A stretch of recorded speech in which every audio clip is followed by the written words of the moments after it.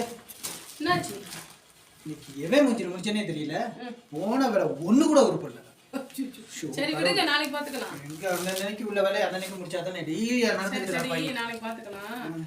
சரி இப்ப வந்து நீ காலையில யார் மூஞ்சில முடிச்சீங்க? நான் யார் மூஞ்சில முடிச்சேன்? பாருங்க. என்னது? பாருங்க, யோசிச்சு பாருங்க, தெரியும், உண்மை தெரியும். யாரு மூஞ்சில முடிச்சிருப்பேன்? யோசிச்சு பாருங்க, பெரிய ஒரு உண்மையே வெளியே வரும்.